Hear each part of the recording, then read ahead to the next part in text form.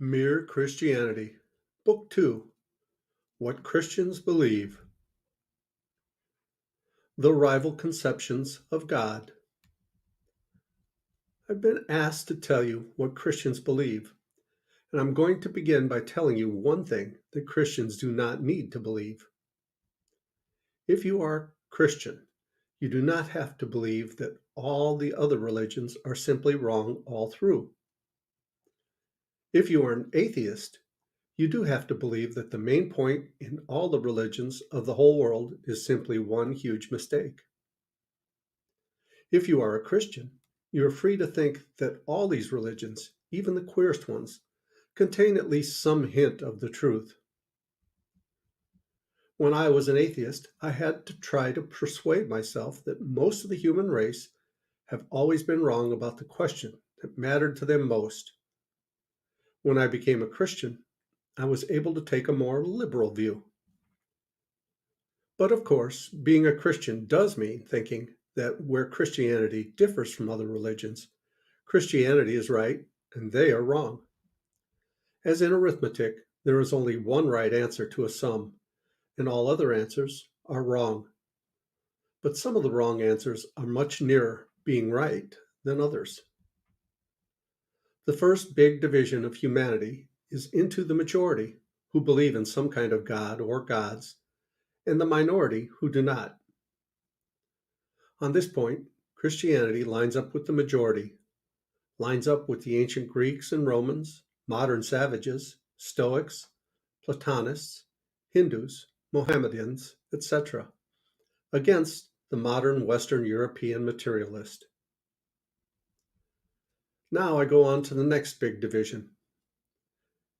People who all believe in God can be divided according to the sort of God they believe in. There are two very different ideas on this subject. One of them is the idea that he is beyond good and evil. We humans call one thing good and another thing bad, but according to some people, that is merely our human point of view. These people would say that the wiser you become, the less you would want to call anything good or bad, and the more clearly you would see that everything is good in one way and bad in another, and that nothing could have been different. Consequently, these people think that long before you got anywhere near the divine point of view, the distinction would have disappeared altogether. We call a cancer bad, they say, because it kills a man. But you might just as well call a successful surgeon bad because he kills a cancer. It all depends on the point of view. The other and opposite idea is that God is quite definitely good or righteous, a God who takes sides, who loves love and hates hatred, who wants us to behave in one way and not in another. The first of these views, the one that thinks God beyond good and evil, is called pantheism. It was held by the great Prussian philosopher Hegel, and, as far as I can understand them, by the Hindus. The other view is held by Jews, Mohammedans, and Christians. And with this big difference between pantheism and the Christian idea of God, there usually goes another. Pantheists usually believe that God, so to speak, animates the universe as you animate your body. That the universe almost is God, so that if it did not exist, he would not exist either. And anything you find in the universe is a part of God. The Christian idea is quite different. They think God invented and made the universe, like a man making a picture or composing a tune. A painter is not a picture, and he does not die if his picture is destroyed. You may say he's put a lot of himself into it, but you only mean that all its beauty and interest has come out of his head. His skill is not in the picture in the same way that it is in his head or even in his hands. I expect you see how this difference between pantheists and Christians hangs together with the other one. If you do not take the distinction between good and bad very seriously, then it is easy to say that anything you find in this world is a part of God. But of course, if you think some things really bad and God really good, then you cannot talk like that. You must believe that God is separate from the world and that some of the things we see in it are contrary to his will.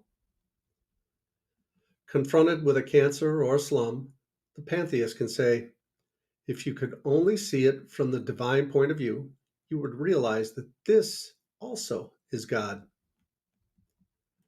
The Christian replies, don't talk damn nonsense. For Christianity is a fighting religion.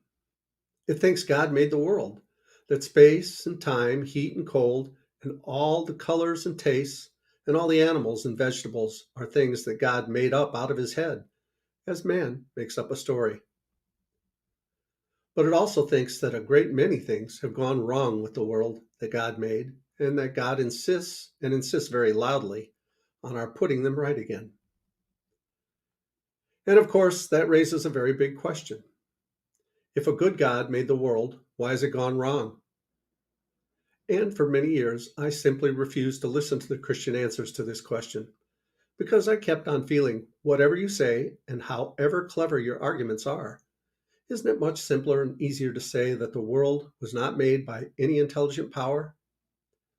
Aren't all your arguments simply a complicated attempt to avoid the obvious? But then that threw me back into another difficulty. My argument against God was that the universe seemed so cruel and unjust. But how had I got this idea of just and unjust? A man does not call a line crooked unless he has some idea of a straight line. What was I comparing this universe with when I called it unjust? If the whole show was bad and senseless from A to Z, so to speak, why did I, who was supposed to be a part of the show, find myself in such violent reaction against it? A man feels wet when he falls into water because a man is not a water animal. A fish would not feel wet. Of course, I could have given up my idea of justice by saying it was nothing but a private idea of my own. But if I did that, then my argument against God collapsed too. For the argument depends on saying that the world was really unjust, not simply that it did not happen to please my private fancies. Thus, on the very act of trying to prove that God does not exist, in other words, that the whole of reality was senseless, I found I was forced to assume that one part of reality, namely my idea of justice, was full of sense. Consequently, atheism turns out to be too simple. If the whole universe has no meaning, we should never have found out that it has no meaning. Just as if there were no light in the universe, and therefore no creatures with eyes, we should never know it was dark. Dark would be without meaning.